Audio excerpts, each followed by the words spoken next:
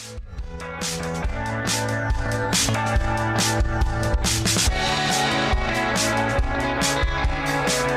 everyone, welcome to the Bold, Beautiful Borderline podcast. I'm your host Sarah, and today we are following up on our episode about how to stop people pleasing. So I think it was 2 weeks ago, there was an episode called Fuck People Pleasing. And so today we're going to talk about how not to people please. I think this is especially important right now, given the holidays are coming up. If you are a person who's celebrating and maybe you're going to be seeing family, who knows?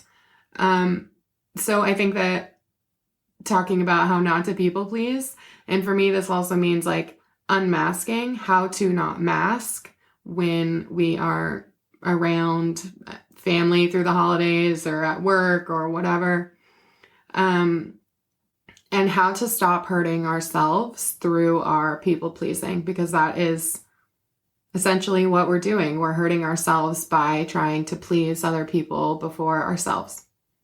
So before we get into that, I have a fan message I wanted to read. So this message says, "Hi, Sarah. I want to express my gratitude to you and your guests for being such a huge part of my acceptance and recovery with BPD. I am currently in what I would call a BPD relapse, but your podcast is helping me stay on top of treatment and in tune with the reality of it. I live in a remote cabin off-grid, very secluded and isolated, so a big part of my treatment is research and self-help. Thank you so much for continuing to do this podcast." I love this message, especially because you, whoever you are, expressed gratitude to the people who come on the podcast and the community of, BPDers who are trying to build each other up and love each other and learn from each other and teach each other skills. And I'm excited for you on your journey. And I hope that this episode of feeling like you're in a BPD relapse ends soon. I'll be thinking of you. Okay, so let's talk about people pleasing and how not to people please and how not to mask. If you're on Patreon, the top 2 tiers, there is going to be a bonus episode about not going to Thanksgiving or really any of the holidays. If nobody's given you permission to not go, I am giving you permission over there. So head to Patreon to listen to that. But let's talk people pleasing. So the definition again of people pleasing is a behavior where individuals prioritize other people's needs, desires, or approval over their own. So this is often and probably like 100% of the time stemming from, childhood experiences and childhood trauma, and it wasn't safe for us to be ourselves at home growing up. I know that for me, I felt I was too much, and I could tell that I was upsetting people in my household growing up. And I was told that I was upsetting people in my household growing up, and it always felt like I was ruining other people's lives and their relationships and whatever. And so often people go like one of 2 ways, right? We make ourselves small, and we turn inward, internalize all of that and try to fix and try to make everything better for people to try to stay safe at home if home was unpredictable growing up. And then often we may be on the kind of other end of the spectrum where we will externalize everything because home is already unpredictable. So I just got bigger. Like, well, I don't feel safe here anyways. Everything is feeling chaotic and crazy. My way of coping is like attention seeking, getting really big, pissing people off. As I've gotten older, that's transitioned a lot more into the people-pleasing behavior, that kind of like, I will do anything to try to make this not bad for you, so I will dull myself. I will not tell you what my needs are. And then I just end up hurting a lot. I think it's not uncommon to go back and forth between the two, but today we're really going to talk about the people-pleasing stuff and the unmasking stuff. Unmasking is really about, like, we develop this kind of mask, and it's very popular for, or not popular, but common for people who are neurodivergent to mask, meaning they can kind of like be a chameleon or really turn off parts of themselves and only show the world what they think the world wants to see or needs to see in order to be safe in it. So I see unmasking and people pleasing as very similar in that way. Okay, let's talk about how to try to stop doing this, because this really does hurt us. It creates a profound amount of anxiety, makes it hard to develop a sense of self, makes it hard to have self-worth. I often wonder, like, do any of these people really know me? Like, people in my life who aren't my husband or my dog, like, do they know me? And that can be kind of a lonely thing to sit with. So the first thing that we want to do is really recognize the signs of chronic people pleasing. If you have a very difficult time saying no to somebody, even when you need to say no, that is people pleasing. No, I actually can't come to lunch that day because I have been working so hard all week. The thought of getting up and going to lunch on a Saturday feels like work to me. No, I can't do that. If that's hard for you, that's a sign of people pleasing. Fear of disappointing other people. People pleasing. Feeling anxious or guilty, especially when trying to set boundaries within relationships. Sign of people pleasing. When thinking about relationships and developing them is really hard, and really scary. Sign of people pleasing. When you don't feel like you know who you are around other people, that's a sign of people pleasing. So take notes, guys. If this is happening for you, like, let's start unmasking. Let's stop doing this, because living with BPD and whatever else you might have is hard enough. Like, trying to take care of other people constantly to the point that we don't maybe even realize we're doing it is exhausting us and making us more sick and making us more addicted and making everything hard. So the next thing is really try to recognize the patterns and the situations where you might be in frequently, where you attempt to people please. It's not uncommon that we will try to people please with our parents. I think especially the mother-daughter relationship can be unique and challenging at times. And I think that's a relationship where people really struggle to people please, or struggle to not people please, rather. Perhaps you do this at work. Perhaps you do this where sex is concerned. I think that's a really common thing in long-term relationships. And even when you first start dating someone, like trying to kind of match the amount of sex or the kind of sex that a person wants with another person, right? When you not necessarily force yourself, but when you really try to like encourage yourself because you know that that's something that they really want or whatever, even if they're not pressuring you, that's people pleasing. And that is very, very damaging to ourselves and our bodies and our sense of safety. Look to understand your triggers. Why do you feel like these things are triggering to you? I know for me, in the mother-daughter relationship, I've always wanted a feeling of closeness with my mother who struggles to provide the kind of like expression that I need to feel love and to feel close to someone. She's very shy. So for me, it feels very neutral, and that feels very negative. And because that's a relationship that I've always wanted to be bigger and to feel more close in a way that I understood rather than a way that worked for her, that's a big trigger to me. And I'm really working through trying to reduce my people pleasing and making myself small in that relationship. And it's hard. It's led to less closeness. And that's okay for me with where I'm at right now.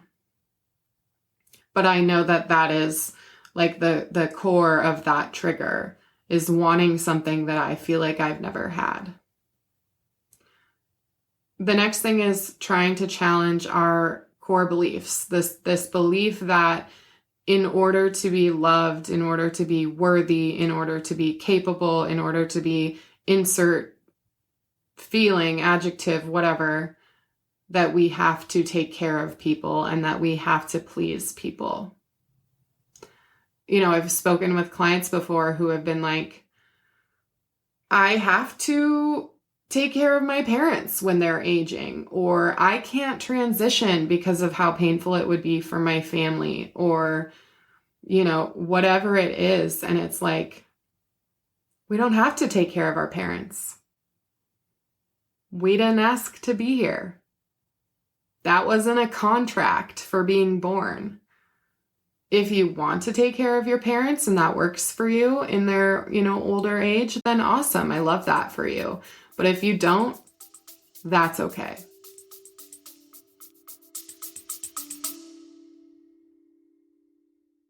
Have you ever wondered how some people manage to turn life's toughest challenges into something extraordinary? On Soul Meta, we explore the incredible stories of resilience and transformation. Every episode, I sit down with a remarkable individual who faced great struggles, such as domestic abuse, terror attacks, addiction, prison, and illnesses, and emerge stronger with a purpose to help others rise above their own battles. Soul Meta isn't just a podcast, it's a celebration of the human spirit. A reminder that no matter what you've been through, the power to overcome is within us all. Listen to Soul Meta on your favorite streaming platforms and join us as we reflect, transform, and inspire, because every story has the power to change a life, even yours.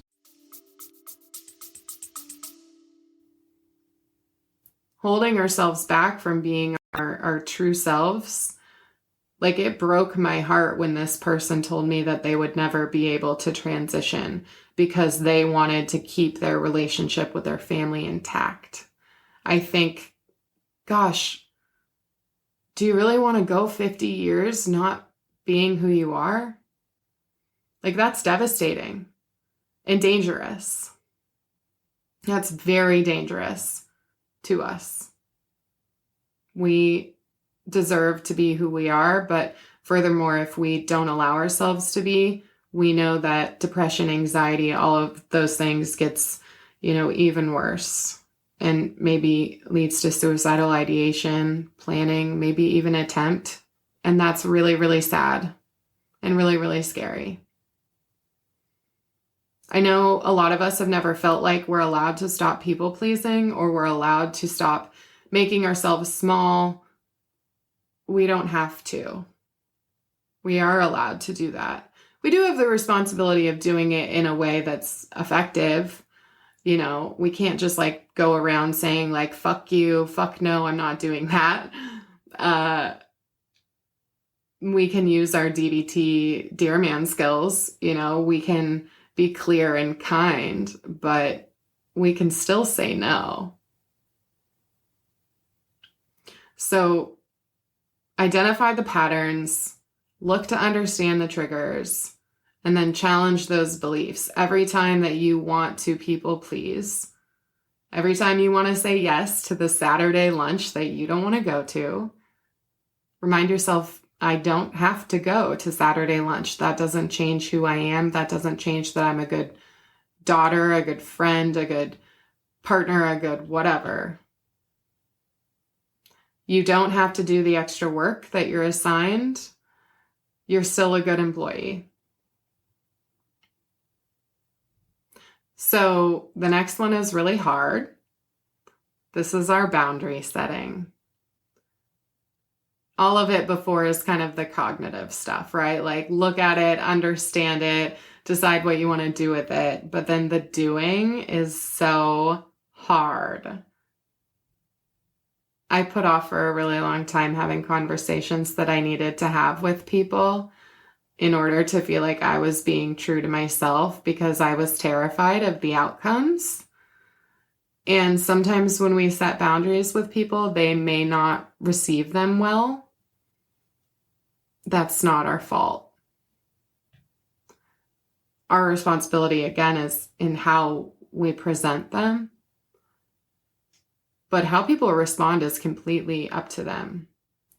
And one of the things that I've found is like, however many years of therapy later, God, hundreds of hours of therapy at this point, tons of meds that are really effective right now.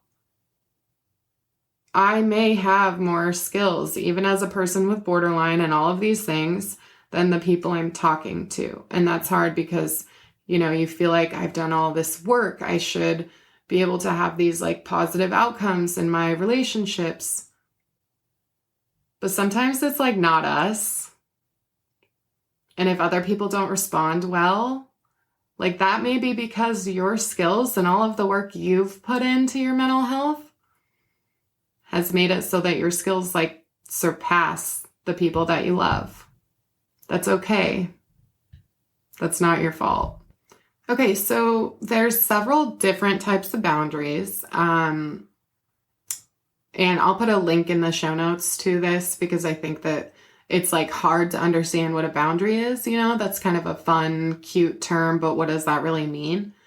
So there's physical boundaries, sexual boundaries, spiritual boundaries, emotional boundaries, material boundaries, financial boundaries, time boundaries, and intellectual boundaries. There may be more by now that are labeled, I don't know.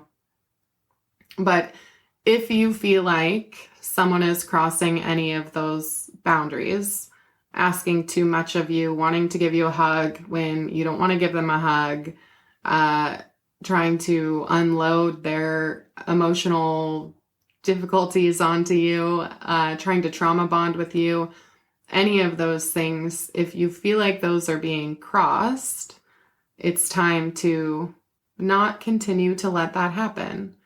I actually had an experience with my neighbor. She's wonderful, but she's got a lot of anxiety. And every time she would text me or I would interact with her, I was just so overwhelmed. And I got to a place where I was like, I fucking hate her. I hate her. I hate living here. I can't imagine continuing to do this forever. And I mean, that's not fair to her because like, this is really a me thing. I need to set a boundary here. And I attempted and it was crossed. And then I, in typical Sarah avoidant fashion, just kind of ran. But I did attempt to set that first boundary and I'm proud of that, even if it wasn't very successful in the long term. And even if I could have handled the crossing of the boundary setting more effectively, it's a start, right? I'm not going to hold myself to some like perfectionist standards that I'm probably never going to meet, but we get better with this stuff over time. So let's talk about a dear man because that is like the best skill for boundary setting. So DBT, dear man, it is an acronym. I generally just look at the first four, the DEAR steps. D is describe the situation and really like name only the facts of the situation that's happening. Tell the person exactly what you're reacting to. So with my neighbor, and I didn't use a dear man with her, but with my neighbor, the facts are of the situation. The facts were that she was telling me in explicit detail her best friend's like abusive relationship. And this is super triggering to me and all my own stuff, but also I'm a therapist who listens to people talk about this 20 something hours a week. in my one job, and in my other job, 30 hours a week. I'm tired. I don't want to listen to this. And it's hard for me to just listen to it without kind of tapping into the brain hacking therapist mode anyways. So that's really hard for me. So the describe, just the facts. My neighbor was telling me in detail what was happening with her best friend and her best friend's abusive relationship. E, express your feelings and opinions about the situation. Don't assume that the other person knows how you feel. Because she's not a therapist, right? So she would have no idea the impact that that has on me. So expressing, when this happens, it leaves me feeling tired. It makes me feel like I'm at work. And it makes me feel the fear that I've felt in my past relationships that have been unsafe. So assert is the third step, the A. Assert yourself by asking for what you want or need. Don't assume that the other person will just figure it out. I think that's something we do when we people please, is we're just kind of like, well, maybe eventually they'll realize that like this doesn't work for me and they'll stop doing it. No, wrong. They're not going to, right? Like, it's not fair to expect people to read our minds. I thought maybe my neighbor would just kind of catch on because of how like short I was in my responses to her or my changing of subjects and stuff. But she didn't. She didn't have the, wherewithal to notice that. And that's not her responsibility. It's my responsibility to say no. So my assert, what I need when she speaks to me, is to not talk to me about the things in her life that give her anxiety. That's not the kind of like neighborly relationship that I want to have. Let's talk about our dogs. Let's talk about the gardens we're both growing. Let's talk about how the bears are constantly dragging fucking trash through our yard. But I can't talk about that. And then the R, which I think is the most important part, reinforce your boundary by giving the person essentially a reward, by explaining the positive impact that it will have on you and potentially them by them respecting the boundary. So if we don't talk about the traumas and the things that you're anxious about in your life, it will make me want to spend more time. It will make me feel excited and less anxious about spending time. And I think my neighbor's great. She's like a really nice lady. And I think that she wants to be friends with me. But I think we're both kind of like, don't quite know how. We both have our own anxieties and stuff. So like someday I'd like to be able to kind of have this dear man style conversation with her. So putting it all together, and this is a me thing. So we always have to kind of take our responsibility. When you talk to me about the things that are happening in your relationships and your life that give you anxiety, I feel tired because it triggers my compassion fatigue or burnout that I sometimes feel at work. And it also it induces fear and discomfort in me that makes it hard to have dialogue or to hang out.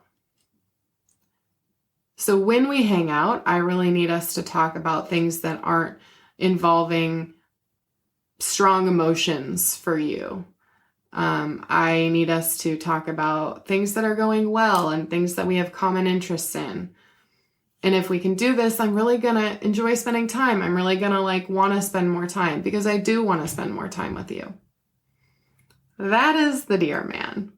So the next step is to really try to focus on comforting yourself after trying to implement the boundary, or to just stop people pleasing by not doing the people pleasing thing. It's going to be really uncomfortable. It's going to challenge all of the things that we've told ourselves that we have to do. It might make you feel like you're a bad person, all of those things. You're not a bad person. This is often a trauma response, right? And we want to unlearn those things or challenge them. So self-care, again, that's like, one of those words, like, what does that mean? Blah, blah, blah. Whatever that means to you, your mindfulness skills, your meditation, your journaling, you're going for a run, you're, whatever, taking a PRN medication. But really practicing self-compassion. Dr. KRISTEN NEFF is like an amazing person. She's done like, all the guru stuff on self-compassion, TED Talks, books, whatever. So her website is like a really good resource, but self-compassion is really about not judging yourself to the extent that you're able, or noticing the judging and trying to kind of challenge it. So affirmations can be really helpful. I am allowed to say no. I am allowed to say no. Writing it down, putting sticky notes up, texting it to yourself, writing it on your hand with a Sharpie, like whatever the thing is that works for you, but really reinforcing through how you speak to yourself that you are allowed to not people please. Those affirmations are great. The next thing is just to kind of like focus on the solutions rather than how shitty the situation is. I mean, it's important that we feel our feelings. And it's important that we name that, like, I hate that I feel like I have to do this, but reminding yourself that you are taking steps towards not doing this. This is an active choice I am making. This is an act of self-love by not doing the people-pleasing or by saying no. I am engaging in steps. I am engaging in solutions. It feels really good to know that you're doing the thing that will make you feel better, or not necessarily even feel better, but not make you feel worse by not engaging in self-harm. Like, being able to say that feels really good. Sometimes you might need to, say no or not do the thing and immediately start doing this. Or you might need to do this right before you set the boundary. That's okay. I really like to listen to, podcasts. Obviously, I'm a podcaster, but I really like to listen to podcasts around some of this stuff. Or I like to distract myself. Distraction can be a really helpful tool also in just kind of taking your mind off of it. So, true crime or Harry Potter or I don't know, whatever the thing is that gets this off of your mind is really helpful. And then the very last skill with not people pleasing is, our radical acceptance. I've been fighting radical acceptance with the not people pleasing lately. There's other things in my life that I've been able to really embrace radical acceptance on. Taking my medication is one of them. I am just totally good with it now. This is a thing that makes my life feel better and I don't want to hurt anymore. So I'm going to take the medication. I'm not there yet with the not kind of quote unquote giving in to the people pleasing with my family. I'm not at radical acceptance. I don't even know if I'm really practicing the steps to radical acceptance yet. I'm stuck in my feelings. I'm stuck in my anger. That's an okay phase for me to be in. And the best thing that I can do is just use my stop skill. So, for the most part, the no contact is working really well because I'm not doing any more harm. We might not be moving forward, but I'm not doing any more harm. And that's better. That's better for me. That works for me with where I'm at right now. And I do accept that that's where I'm at right now, and I'm not forcing myself to get out of that stage, but I really hope that in the future I'm able to not do the people pleasing and still have a relationship with these people that I really love. We haven't figured out how to get there yet, and that's okay. Radical acceptance is choosing to not suffer even when things are hard. If you feel like you have relationships in your life where you constantly have to mask and people please, I hope that you will practice not doing that, because it's exhausting and it's hurtful to you.